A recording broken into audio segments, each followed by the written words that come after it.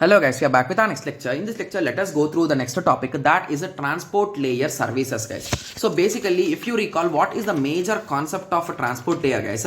Okay, so assume that you are running a computer, guys. Okay, so in that computer, you are downloading a file. Assume it as a movie. You are downloading it from YouTube. You are watching a YouTube video, and someone of your brother is kept some copy of some of his files. Okay, so these are the three different processes running in a computer. Okay, and these two things are connected to internet, and this is not connected to internet, right? Yes, so this is connected to the YouTube server, right? Yes, and this assume that he is reading from some book or something online. Okay, and this is connected to that particular website server, right? Yes, so when these servers are responding with their data, where they should give the data, guys?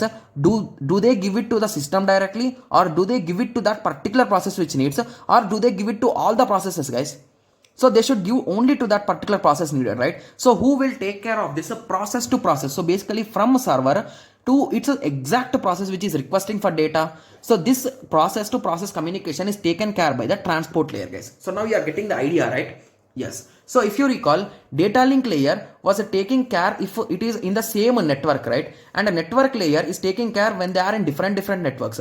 But even though if there are different networks or in the same network, always we want to send the data to that exact process which is requesting, right? So that is the reason why transport layer plays a really important role, guys. And one more thing that you should remember is, so our data will be stored in this transport layer, will be stored in network layer protocol, and that data will be again stored in the data link layer. So if you recall, initially we discussed one structure, right? So once the data will become the payload of others. Okay, this is the diagram, right? Yes, so initially we will have application data, we'll have data, so that data will be passed to application layer header. So in this way it will be internally having each and every one, right? Yes.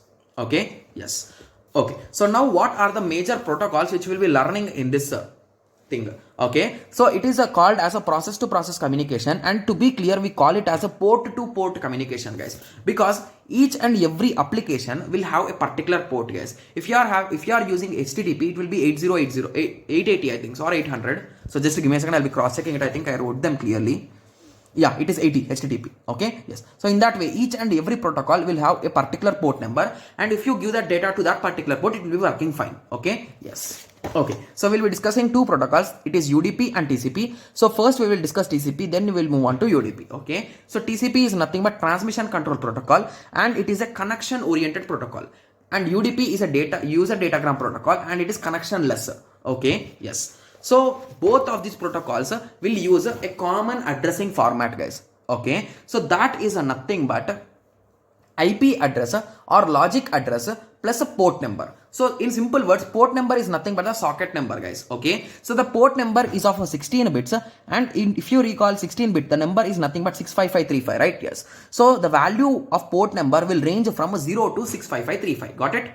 Yes. So that is the reason why, as we are having very large numbers, so the port number is divided into three ranges, guys. Okay, so those ranges are, the first range is a well-known ports. So basically these are 100% known to your system priorly.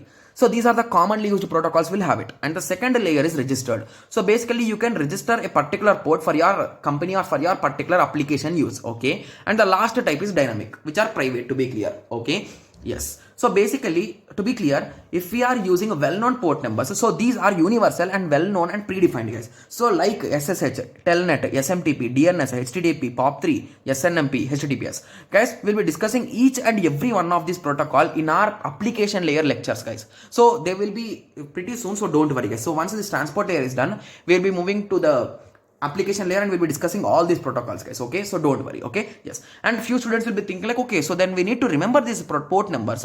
The answer is no, these are not required to remember, guys, but remember at least a few things, like at least read once, that's it. So FTP is 20, SSH is 22, Telnet is 23, SMTP is 25, DNS is 53, HTTP is 80, POP3 is 110, SNMP is 161, HTTPS is 443. Okay.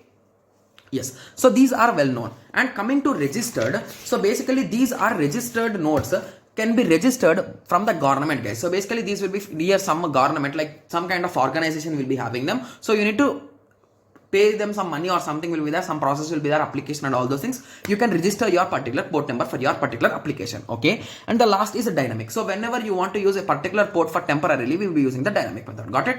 Yes. So in simple words, I told you IP address plus port number, right? So this complete thing is called as socket address. Okay, yes. So now I hope everyone got a clear idea with respect to the initial part, right? So we discussed the transport layer services and all those things, right? Yes. So in the next lecture, we will be starting the most important thing, that is a TCP, guys. Okay, yes. So TCP will be around 4 to 5 lectures, guys, because there are various concepts with respect to TCP. So we'll be discussing each and every one of them in detail, guys. Okay, yes. So in the next lecture, we'll be discussing the TCP header and all the concepts related to that header. Okay, yes. So I hope everyone got a clear idea on the basics of transport layer. So in the next lecture, let us discuss the concept of TCP. Okay, yes. So let us meet in the next lecture. Thank you. Thanks for watching.